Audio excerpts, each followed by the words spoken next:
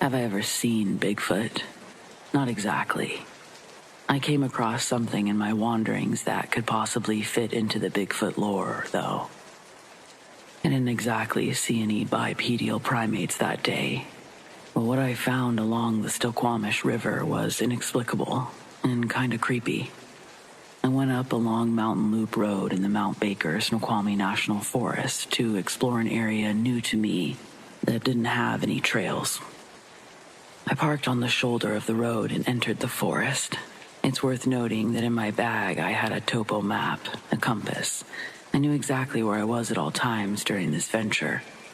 I also let someone back home know what area of the national forest I would be in, as well as the expected time of my return in case anything awry happened. I threaded my way through the pathless coniferous forest towards the river. When I entered the riparian section along the water, I was met with a strange sight. Dozens of alder, maple, and willow trees, smashed, shredded, ripped up by the roots. Others snapped, broken, or knocked over. It literally looked like someone had driven a tank through the forest, creating a swath of destruction about 50 yards long in its wake. Something or someone way off the beaten path here had thrown quite the temper tantrum. I'm mystified and more than a little creeped out. Who or what caused this? I checked for tracks or prints in the forest loam. Claw marks on the shredded trees, hair caught on the twigs or undergrowth, scat to be stepped in. Nothing. The damage was fresh. None of the torn vegetation showing the slightest sign of wilt.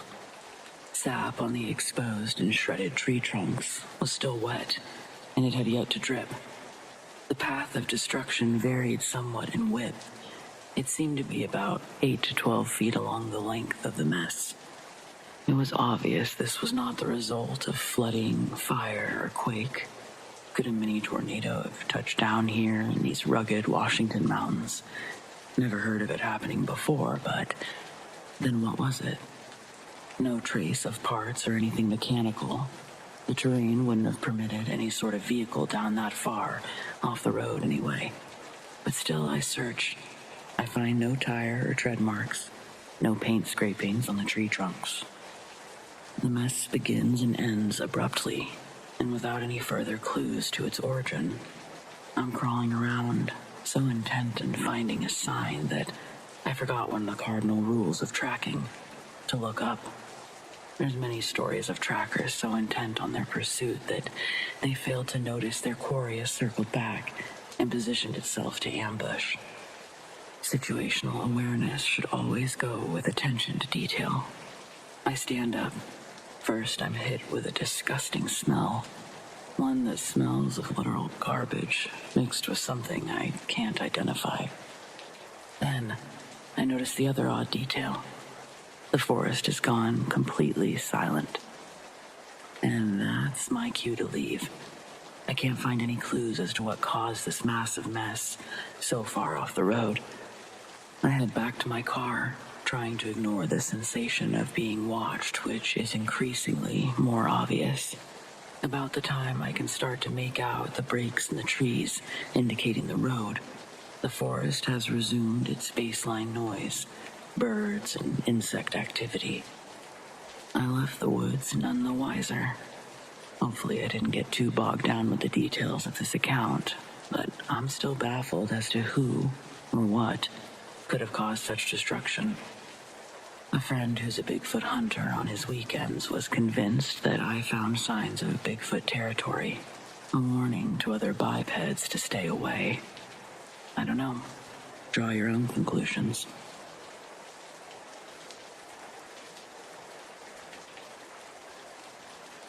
I was walking with my friend on a hiking trail.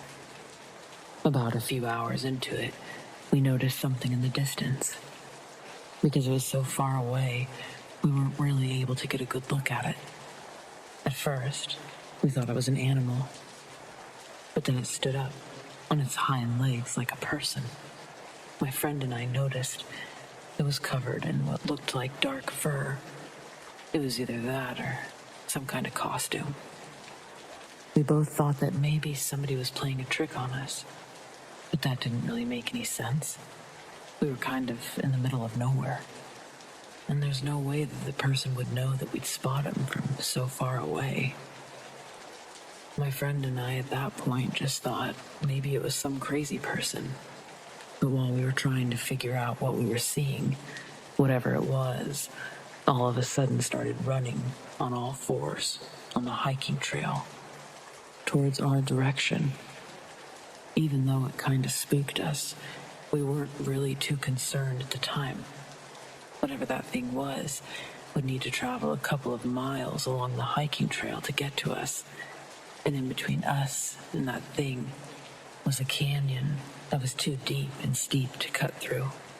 So my friend and I figured that we'd be done hiking the trail before the animal could even reach us.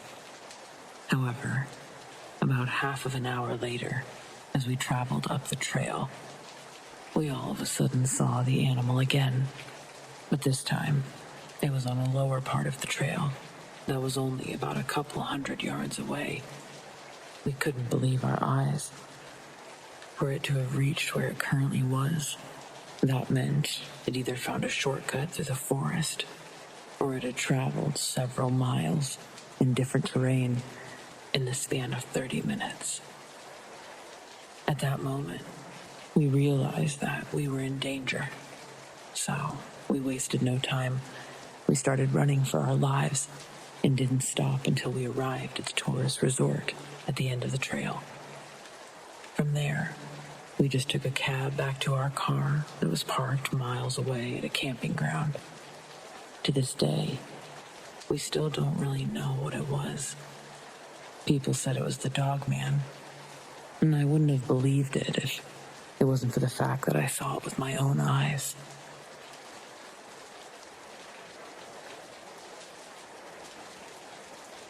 My husband and I play music together, and in August 2017, we were on tour through Nevada and California. We decided after Reno that we'd drive through Yosemite to our next show in Fresno.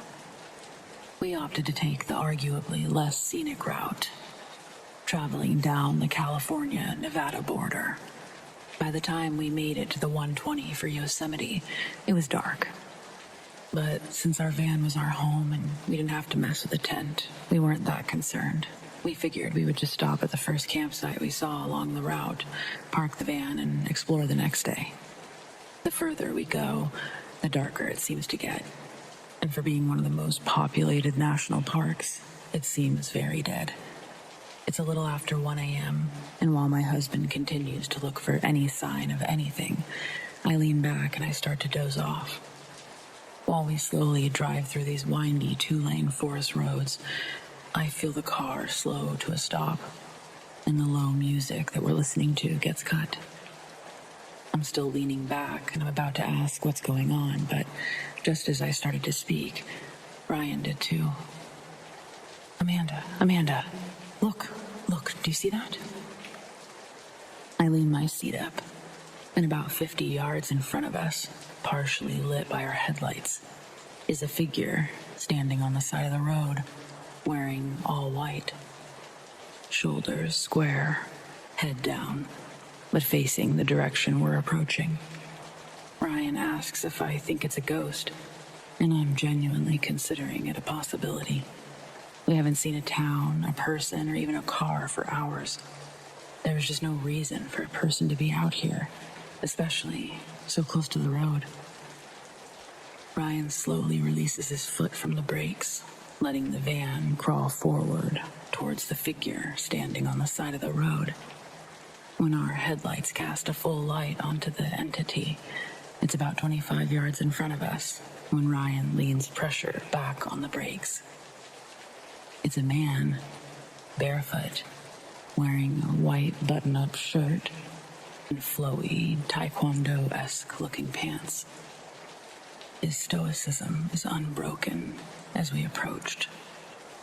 We just stared at him, and he stared back at us. Clean cut, shaggy brown hair, mid-20s or 30s. He no longer resembled a ghost. The bottom cuffs of his pants were torn and dirty, and I thought that I could see a shadow behind him in the light. His hand wasn't outstretched as if he was hitchhiking, nor did he have any belongings with him. I don't know if he was even looking at us or just through us, like he was standing with his attention fixed, with or without a van shining its beams in his face, like his eyes, they didn't even squint when the light hit. Something felt so off. I remember saying my husband's name out loud in a tone that definitely conveyed concern. I know I wanted to speed up and get past this man. Without a word, Ryan hits the gas, and we zip past him.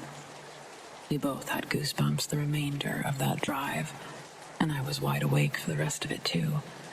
We drove for a while without stopping, but eventually we made ourselves turn into a campground, opting for a spot underneath what seemed to be the only street light in the entire place.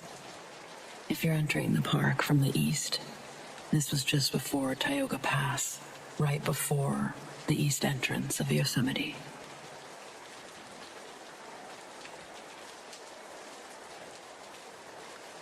We moved into my current house in 2018, and since then, weird things have been happening, especially to me. The summer I moved in, one night around 2 a.m., I was going to my kitchen to get a drink. I was walking down the stairs when I saw a group of people. I can't quite describe their faces because they were vague and it's dark, but they're around my table in the dining room. By the time I realized what I was seeing, they disappeared. In 2019, this time I was alone at home. I didn't have my dog yet, but I had my cat. I heard footsteps upstairs. I was in the living room. It was littler noises, small steps. So to be sure it wasn't my cat, I looked around me. Sure enough, he happened to be next to me on the couch. So, who was walking upstairs? After 30 minutes, I had the courage to go check. With a knife from the kitchen, of course. You never know. And in the end, nothing to explain it. Windows closed. Nothing moved. It was as if there was no one there, but I'm sure that's not the case. In 2020, I now have a dog. The first time I noticed this, it was dark. My sister and I were eating when all of a sudden my dog started barking, staring at the garden, as if to scare something or someone. I looked at my garden, and there was absolutely nothing. It's surely explainable, but personally, I didn't find anything. Each time, I never did. Fast forward to 2021. I never slept on my side, as I wasn't fond of not seeing what was behind me. Until one evening, I found myself facing the wall, lying on my side, without knowing what was behind me. I sort of woke up. I had that feeling that I've never had before. I was sure and certain that something was behind me. I could feel it. At that moment, all I wanted to do was scream. I was sure, though, if I did, something bad was going to happen to me.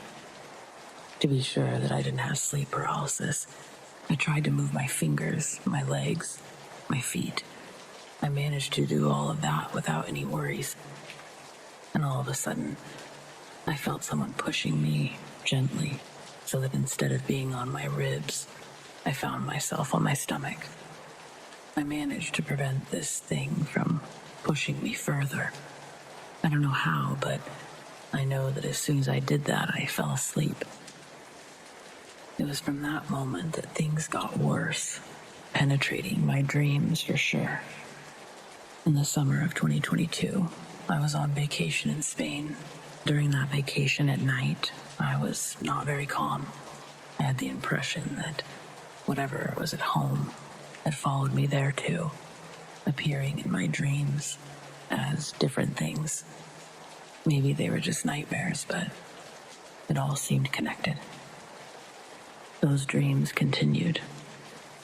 In February 2023, I woke up one morning with a huge scratch that suddenly appeared during my sleep. The mark was quite long. The scratch itself stung very much. A few days later, I had a red streak right across the same area of the scratch. Again, during my sleep. And again, a few days later, I woke up with a red line across my nose, which happened while I was sleeping. March 2023. I was in my bathroom. It was dark, around 12 a.m.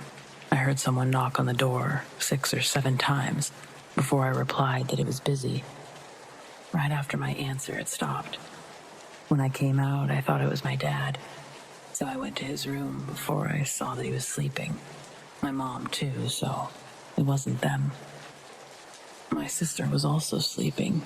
My brother was at university, so I was the only one awake. So who could have knocked? 2023, at the end of April, exactly 2 days ago, I left to eat with friends around 12:40, returned at 6 p.m. As soon as I got back, the atmosphere changed. I felt uncomfortable, a feeling of fear, without knowing why. As soon as I got home, I instantly noticed that my animals were behaving strangely. I went to my room to look for something, immediately realized something was wrong in there. Turns out the color of the LEDs had changed, which can't happen on its own unless somebody decides to do it. Going back down to my living room, I saw my animals were only staring at points near me, like protecting me or seeing something potentially dangerous that I can't see. Everywhere I go, my cat follows me, watching a different place right next to me. In the living room, sitting on the couch, both stare at a spot right next to me. Side of my couch, 2 meters away from me. From the dining room, they fixate on the kitchen and the cellar door. It was as if something was following me wherever I went, and my animals were following it. I really started to feel bad and scared when I saw that my cat, who basically doesn't like to stick around people, was following me everywhere. I was going to the toilet, he was coming. Absolutely anywhere and everywhere. My dog sat for 10 minutes staring at a particular spot, which is my kitchen, darkened by the evening. My cat staring at a particular spot right next to me. As soon as my parents got home, they stopped. I felt better. But the oddities, they won't stop.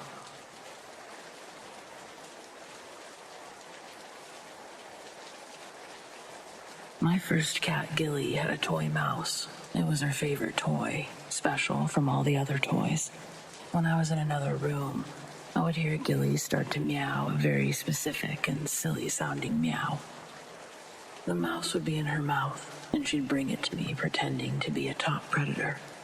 Her meows would be muffled and elongated until she dropped the mouse at my feet, and we'd both celebrate the catch with a good pet. When I was about 12, my mom started letting me be at home without the supervision of a babysitter. She worked at a grocery store, and the fancy job title they gave her meant she'd most certainly need to be there all the time. During the holiday season, I would see her the least.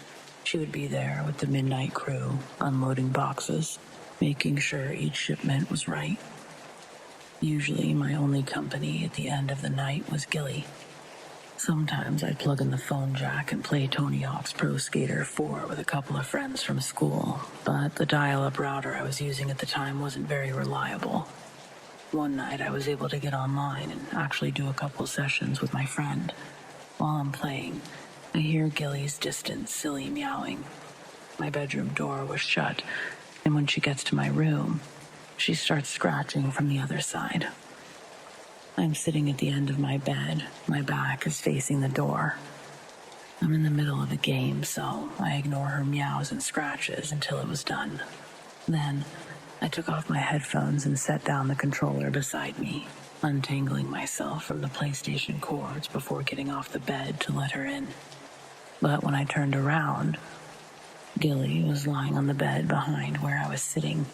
She was staring at the door, her ears forward, curious about the noises we were both hearing. Seeing Gilly on the bed made me freeze and listen with her. The scratching and meowing persisted. I listened with full focus while stepping as light as I could to the door. As I got closer, the scratching paused for a moment. Then it hit the door again, scratching harder and more aggressive. The meowing got more frantic. No sound I'd ever heard Gilly produce, and I knew she was sitting right next to me. I was starting to think I wasn't even dealing with a cat on the other side of the door. Originally, I tried to rationalize with myself, thinking somehow another cat had gotten into the house. But I couldn't trick my brain into believing the noises were coming from a cat. It sounded like an air raid siren mixed with a scream. It crescendos to silence. Suddenly, I felt an urgency to know what this thing was before it was too late. I quickly opened my bedroom door, but I don't see anything on the other side. Looking out the door, I'm only able to see the hallway wall with a few pictures hanging on it. I had to stick my head out into the dark hallway if I wanted to fully see into the hallway and living room. There's no doubt in my mind that something was just outside my door, so I forced myself to pop my head out and look. Down the narrow hallway, there's a woman standing in the dark with her forehead against the wall. Her hair is long and covers most of her face. She's wearing an oversized white t-shirt that hangs down to her knees. Other than that, it doesn't even look like she's wearing shoes. That's all I can make out, and I realize the woman I'm looking at isn't my mom. The hair stands up on my neck, and I lean my head back into my bedroom. Terrified, I attempt to slowly turn the door handle before closing the door, so the handle doesn't click when latching. But as I'm doing my best to carefully close it without a sound, I hear footsteps running toward my room. This makes me scream and slam the door so hard Gilly would hide under the bed for the rest of the night, scared. I would hide scared all night on top of the bed, under my covers. When I slammed the door, the footsteps vanished mid-step. The house was quiet the rest of the night. My heart almost stopped when my mom came home. I remember trying to explain it to her, but not really being able to describe what I heard and saw and have it all make sense. The conversation dwindled down to either I don't give my mom things to worry about or she's getting my cousin to start babysitting me again. Thankfully, that was the only time something of that nature happened. But it leaves me all the more lost. It's now just a memory I'll always feel a little crazy for having, not to mention retelling.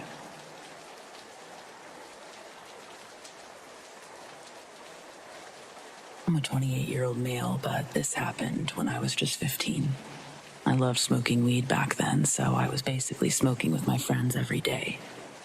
I grew up in the UK, and my town was pretty big, with a population of nearly 100,000. The place I lived was like an estate full of houses. I had a best friend at the time who lived about a 20 to 25-minute walk from my house. But in order to get there, you had to walk through a wooded area that led to a big lake that you could walk around to get near his house. So one day, randomly, I was out with my friend who I just mentioned, plus many others, when we noticed a lot of police presence in the area near the woods. Plus, there was a police helicopter in the air. Being curious, we followed the police to the woodlands that separated our houses. We went through the woods to the lake where the police and ambulance workers were, along with many bystanders at this point. We got there and started asking people we knew what happened. We were told that a young boy around the age of 7 had drowned in the lake, near the path where everyone was gathering. Over the next couple of days, police were trawling the lake, looking for the child. They knew he was there because his friend had ran for help when he fell in and couldn't get out. 2 or 3 days after he slipped in, the authorities found the young boy's body, which was big news in my town. No later than 24 hours after the boy was found, the local council installed a black metal bench on the footpath near where he had died, with a little plaque commemorating his life. Okay, so that very next day, I was out with my friend over near where I lived. We were getting high with a bunch of other friends that we knew. By the time we were done getting high, we decided to go back to his house to sleep because my mom would have gone crazy over the fact that we were high. We started to walk back to his house at around 11 p.m. It was really dark out. We passed my house and eventually got to the woods. We walked through the woods and got to the start of the lake.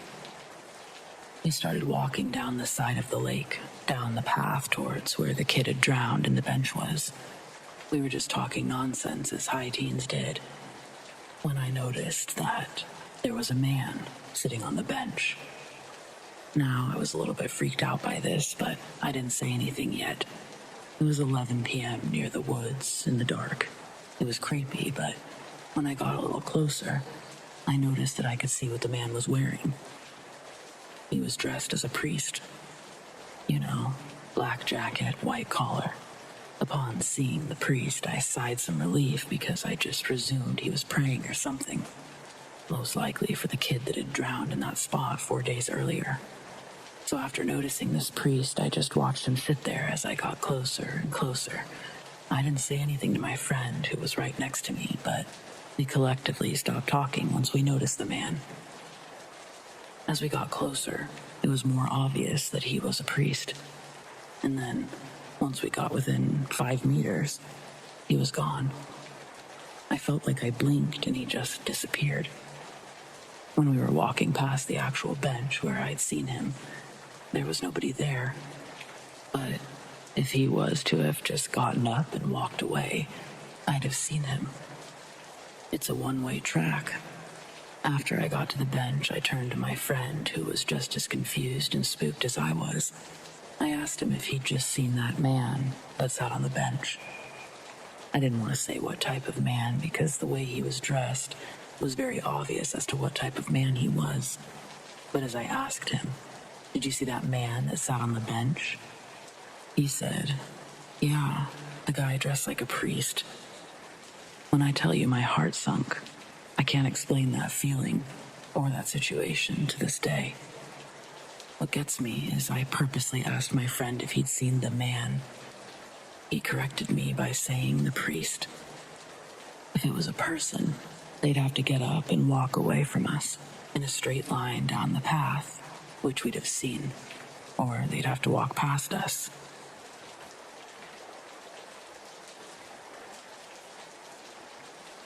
There's a bit of backstory, but it's important. In February of 2015, my sister ended up buying a Ouija board. She bought it from Spencer's Gifts, so it was cheap and plastic. It has a moon and a sun in the top 2 corners, 2 images on the bottom that I don't really remember. She made plans with 2 of our friends and myself to use the board. My mother is a Bible thumper, so we couldn't do it at our house. We decided to go to one of her friends' houses, since her parents are open to things like that. We all spent the night at S's house. They wanted to wait and take the board out at 12 a.m., the witching hour, to have a higher chance of making contact with something. We had a dance party, ate a ton of junk food, and about 10:30, we settled to watch a movie. I fell asleep. At about 11:45, S stopped the movie, and we started setting up. I was tired from our craziness. We shut off the lights, lit white candles, got around the board. My sister, S, and I had our hands on the planchette, while the other friend, D, sat next to us with paper and pencil to document. She was too scared to use the board. We opened the board and asked questions without much luck. We stopped and talked about what we could do to help things move along.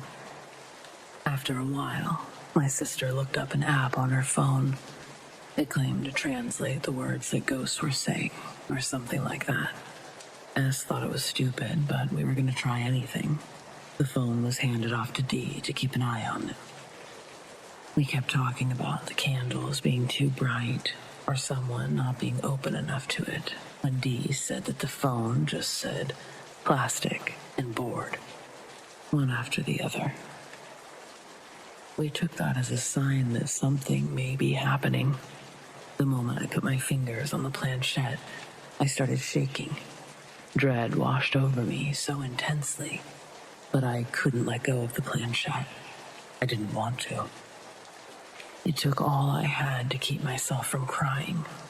The board started off silent, but all of a sudden it moved to Z, then Y, then X. My sister instantly got scared and said, "Move it to goodbye now." We did. The feeling was gone as quickly as it came. My sister explained that if whatever is moving the planchette starts counting down, moving up or down in the alphabet, making figure eights, or moving to the four corners, it's a bad spirit or demon. It's trying to make the board a portal. We stopped for the night after that. I didn't tell them how I felt. I was worried that they would think I was just messing with them, that they wouldn't believe me. I had trouble sleeping because I thought that it would come back as I slept.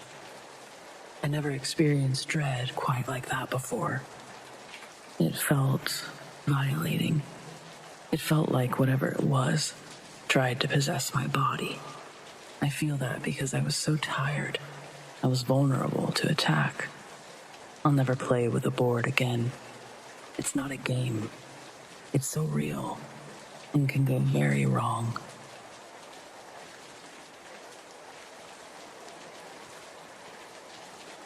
This story may be hard to believe, especially since I don't have the photo at hand, but I promise I'm telling the truth. When I was a kid, I went on a church service trip to New Orleans. Our aim was to help clean up remaining damages from when Katrina hit. About midway into our trip, we helped remove brush and debris from some old plot of land so that a playground could be built. We were all ecstatic because the day was incredibly productive, and we really believed that the spiritual forces of good, godliness were at work through us. That night, we visited Bourbon Street to have dinner, listen to some live music, and celebrate the work that had been done. At some point, one of the church leaders was taking pictures and pointed her camera to the sky, facing a distant casino. The sky was clear, no clouds. She snapped a photo, and when the screen displayed her photo, there was a silver-looking face, smiling heinously, while clasping his hands, protecting the casino. His face seemed metallic, with many wrinkles. If you can imagine the Heath Ledger Joker, but without eyes, a huge mouth, no teeth, and many wrinkles. Like fabric being pulled in multiple directions. That's what it looked like. It had wet-looking orange hair that draped about midway down its face. Its nose was half missing. The entire group went hysterical when they all looked at the photo. And the rest of the night, we were disturbed. The joy that we had felt all day instantly went away. Few of us slept. I had a variety of hallucinations in the dark, of demons falling into me. I didn't get any sleep. There were a few girls in the room next to me who I could hear crying in terror about what had just taken place. I say all of this to illustrate how the incident felt like a direct, successful attempt to hijack our spirits of positive energy. One person in the group tried to come up with multiple natural explanations for the incident, but the leader who took the photo always had new details to explain how there wasn't a natural explanation for what had taken place. This incident alone has been enough to keep my agnostic ass alert and aware of all possibilities.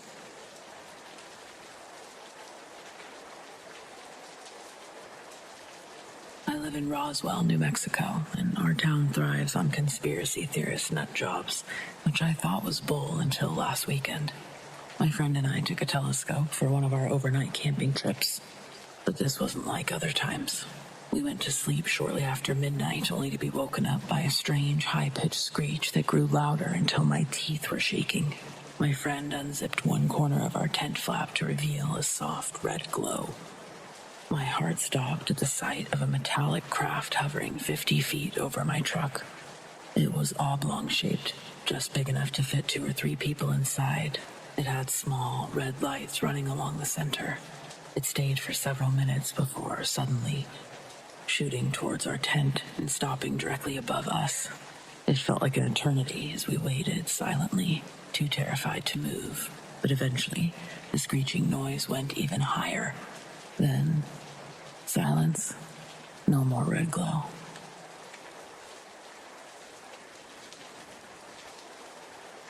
I'm a 20-year-old female and I just started my junior year of college. I've been listening to your channel for a couple of months now, but I didn't realize the stories came from your listeners until last week's episode. So when this crazy thing happened last night, I knew I wanted to send it in. I'm sorry it isn't more traditionally frightening, but I swear it's true. I tried to debunk it in every way that I could think of, but I just can't explain this.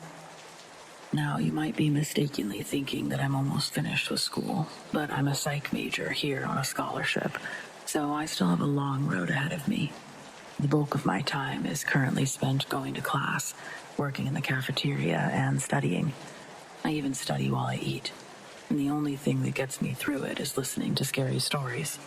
I've always felt like a little bit of a psycho when saying that, but I think the people here will understand what I mean. That's why this is my kind of crowd.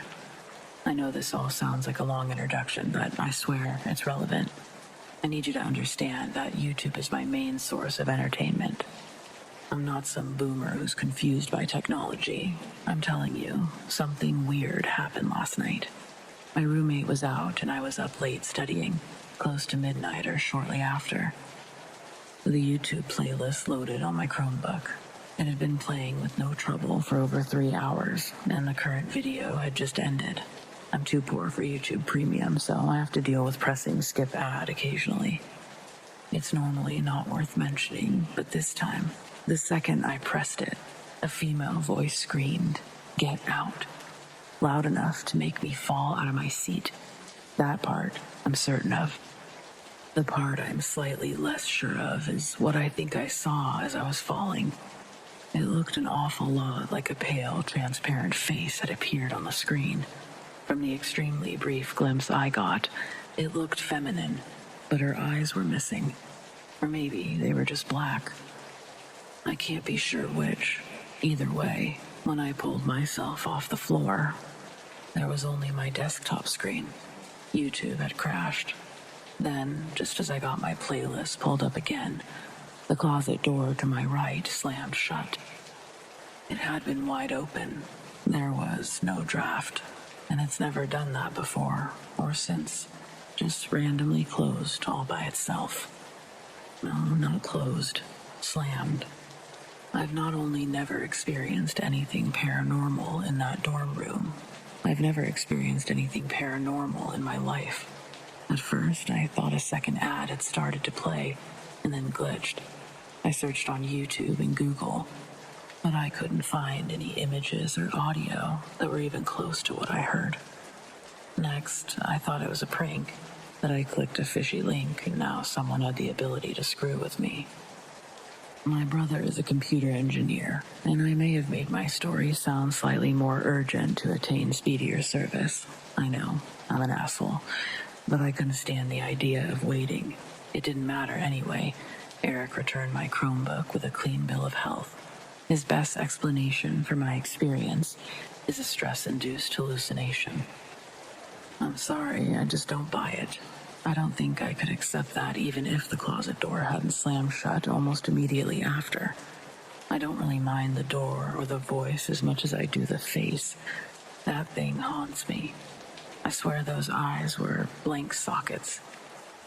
I'm going to try to find out if anyone has ever died in my building, but I'm afraid to tell my friends about this.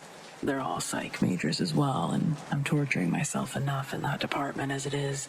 I really don't need them piling on. Half of me thinks I must be cracking, while the other half knows what I saw. It's maddening. Anyway, I'll send an update if anything new happens, or if I learn that some girl's eyes were brutally removed in my room.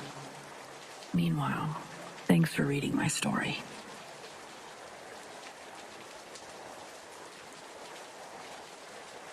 Just got back from visiting Gettysburg in Pennsylvania. Stayed at the Best Western next to Cemetery Ridge. My room actually looked out onto the ridge. On the first night, I woke up at 5 a.m., looked out the window at the hill. It was a clear night without a moon, so the hill was completely dark. All I could see was the outline of the ridge. I stared at the ridge tree line for about 2 minutes, not knowing what I was looking for and just thinking about the battle there. For some reason, I started thinking about, what if I saw a ghost or an orb? And at that very moment, a bright, round, white ball of light came on in the tree line at the ridge of the hill. It didn't look like a flashlight, since it didn't have a beam or variate in any way that it moved. It was about the size of a softball, I imagine, since I was about 150 yards away. It started moving right to left along the tree line, and then sped off across the hill towards the Angel, if you know that location on Cemetery Ridge. The whole thing lasted about 45 seconds, and as it was happening, I wanted to run over and grab my phone to take pictures or video, but I didn't want to miss anything. I was also trying to figure out what it was. Once it was gone, there was nothing, nobody on the ridge, from what I could see. So I got my phone and recorded about 10 minutes while watching for it to come back. Unfortunately, nothing appeared, and the daylight was starting to break, so I could start making out the actual trees, a few statues and monuments on the ridge. Needless to say, I couldn't get back to sleep. I just wanted to add that the movement of the light from right to left, it was erratic, and when it sped off, it was extremely fast, and it left a trace of light behind it. In my opinion, nobody could have run that fast, and there's no indication of motorcycles, bikes, or a car.